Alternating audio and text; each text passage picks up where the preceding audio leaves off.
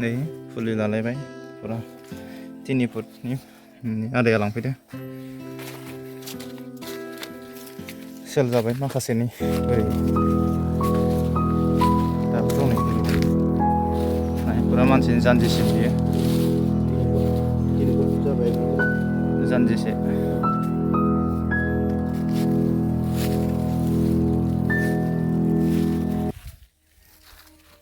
मेकाडमियानि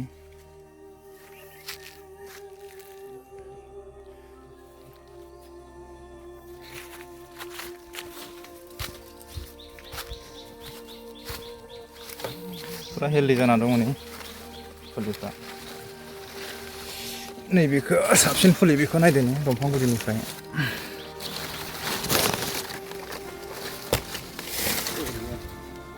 बिराद हेल्दी जानो बिराद मोजां दे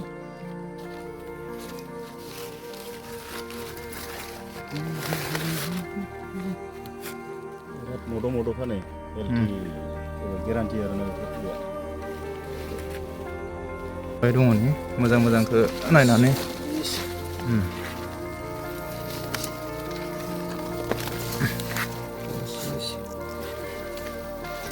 लाबोदो आरो माखासे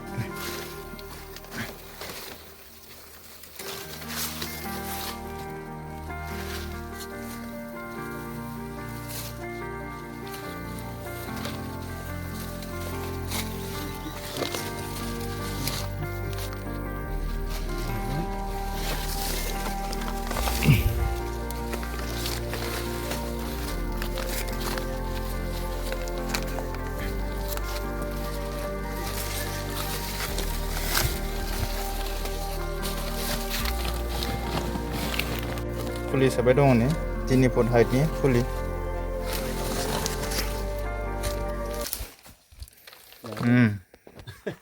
बिराद मोजां दे फुलिया एकदम गोगोमथार गायनोसै 1 2 3 4 5 6 7 8 9 10 11 13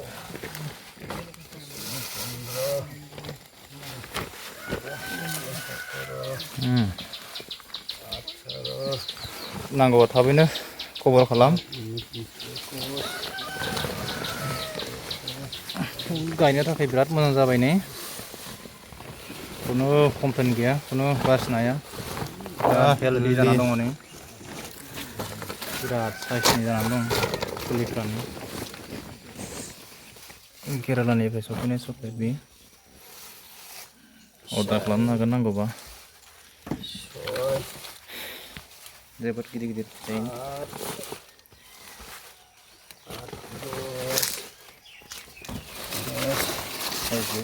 Gwjwo चक्लेट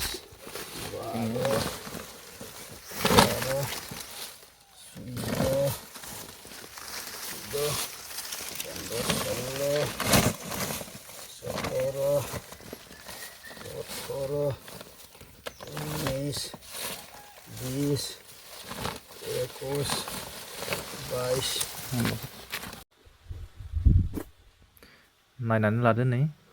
बेयावबो माखासे हाइब्रिद प्लान्टसफोर दंबावो जायफोरा कक'आ हाइब्रिदखौ गायनो गोसो थाबैनो कन्टेक्ट खालामहरनो हागोन